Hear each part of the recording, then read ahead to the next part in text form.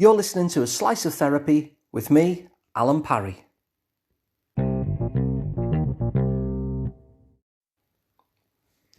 Whenever I'm listening to one of my favourite albums, there's a funny thing that happens at the end of each track. And what happens at the end of each track is, before the next song starts, in my head, I start hearing the opening bars to that song. That the ending of the previous song just kind of cues up for me what the beginning of the next song sounds like. And so I hear it in my mind. And then about 2 seconds later, I get the echo of that from the actual track itself, confirming that the song I was expecting is actually the right song, and it comes on and it plays. And then when that one finishes, the moment the final bar of that has gone and there's that gap between the two songs, I hear the next one. And so it goes on all the way through an album. The ending of one song triggers my memory of the start of another. And this is a very, very common thing that we do in life, because we have these little cues and triggers where one thing will lead us into another. And it can be a subconscious thing, really, that one thing that we do will lead us into another. So I know of a morning, for instance, once I brush my teeth, I'm ready to get into the shower. It's just a cue. So I'll brush my teeth, and that means I'm climbing into the shower really before I've even thought about it. Almost automatic. And it's these automatic things that are often referred to as habits.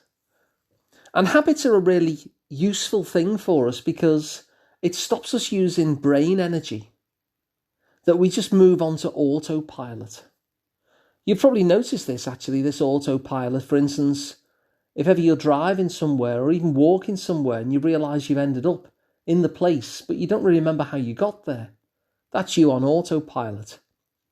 And the brain likes to switch us to autopilot as much as possible so that we can save our energy, our brain energy, for more important things than stuff that it can actually learn and do second nature.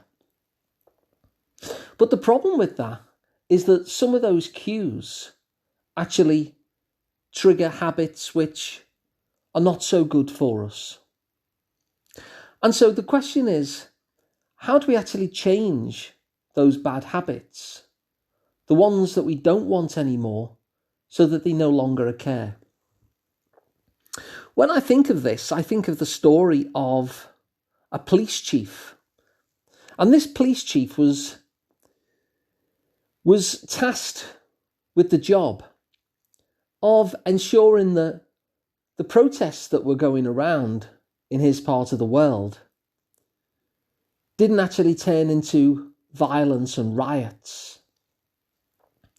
And so what would happen is that people would begin to gather on the main square, and then they'd start to protest.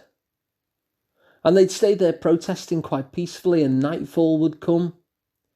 And then the food vans would arrive, knowing that people were clearly congregating there for the evening, and they'd come and sell things like, burgers and food and whatever it was that they sold in terms of the catering that they had in their mobile vans, their food vans. And the people would then stay there, and it would turn into a riot. It would turn into violence. And so this police chief had been called in because nobody was able to stop this. And while they were happy enough with protests, his real job was to try and prevent the protests from turning into violence. And so what he did was quite interesting, really. He created a chain of events, much like that record that I was referring to at the start, where one song cues a second song, which cues the next song, and cues the next song.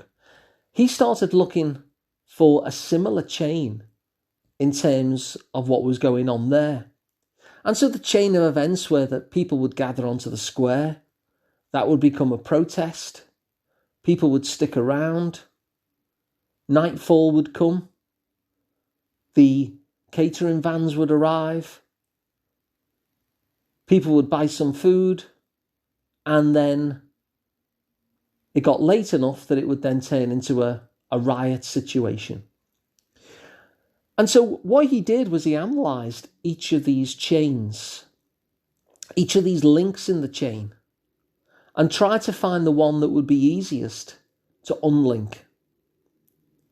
So when he looked at this, he thought, well, it's going to be very difficult and not even desirable to stop people from gathering in the square. Once they're in the square, it would be difficult to stop them protesting. And again, wouldn't be desirable to stop people from protesting. Once they stayed there for a while, it would be difficult to disperse people from the square. And so he kept on going through links in the chain until he spotted that one of the things that would be very easy to stop would be the catering vans coming onto the square. And he thought, if I stop the catering vans coming onto the square, people will probably go home rather than rioting. And so that was the link in the chain that he decided to unlink. And once he did that and they were able to prevent the catering vans going onto the square, the riots stopped. The protests continued, but the riots stopped. Now, depending on your political perspective, you might think this is a good thing or a bad thing, but that's not the point in which I'm raising here. I'm looking at this process that was used by this particular person in order to try and stop something that they wanted to stop. Because what he did there, he looked at the chain of events and tried to find the link in the chain that was weakest, knowing that once he actually unlinked that particular cue, that the stuff that followed that link in the chain was likely not to happen. Now, in terms of applying this to the kind of habit that you might have in your own life, I actually use this myself. And I used it when I was trying to lose a little bit of weight. And I was trying to eat better and eat less kind of chocolate and junk food and stuff like that. And I was doing pretty well. And then what I noticed, there was a particular point whereby I kind of undid all my good work and I would eat a whole heap load of chocolate biscuits, in fact it was. And you can't blame me, can you? Chocolate biscuits are really nice. But I didn't want to be eating them because I had this goal in mind and I was just trying to lose a few pounds and trying to eat a little bit better. And yet, despite doing so well through the week, there was this point where I would eat a load of chocolate biscuits. And so I decided to use this same chain technique in order to try and stop this particular bad habit of mine from happening. So when I analysed the chain, it would always happen when I visited my parents. And what would happen when I visit my parents is there would be a certain point in the evening where one of them would say, "Should we have a cup of tea? Should we have a hot drink?" And I'd say yes. And then they go and make the hot drink and they bring it in. And along with the hot drink, they'd bring in a load of chocolate biscuits. And then I'd eat the chocolate biscuits. And then, of course, all my good work had been undone. So if I look at that chain of events, it starts off with me visiting my parents. We have a chat. Then there's an offer of a hot drink. I say yes to the hot drink. The chocolate biscuits come out and I eat the chocolate biscuits, loads of them. Now, if I analyse that chain in quite the same way, then obviously the first thing is I still wanted to visit my parents. I still wanted to have the chat that we had once I was there. I couldn't prevent them from offering me a hot drink. But what I could do is say no. Because what I realised, much like those catering vans, that I really associated the chocolate biscuits that I ended up eating with a hot drink. It was like, if I have a cup of tea, I'm going to want biscuits. So I noticed the cue. Do you remember like the album that I was referring to at the start? Referring to that again, when you finish listening to one record, you automatically want to hear the next one. And it was the same with the cup of tea and the chocolate biscuits. If I was having a cup of tea, then I was thinking, I want chocolate biscuits. And so when they were brought in, I would eat them. And so I decided to have an experiment. What if I said no to the hot drink? Would I really have the same association with chocolate biscuits if I were to have a cold drink? And somehow I thought I wouldn't. Somehow it's something about having the hot drink that makes you want the chocolate biscuits, at least in my case. And so I tried it out. So I went and visited my parents, we had a chat, and then at a certain point in the evening, one of them said, "Should we have a hot drink?" And I said, I won't.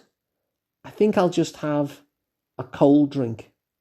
And I had a glass of water, which doesn't sound a great deal of fun, but I quite like water. It could have been any cold drink in truth. So I asked for a cold drink instead. And then when the biscuits came out for their cup of tea, I was so much less interested in the chocolate biscuits now that I wasn't having it with a cup of tea.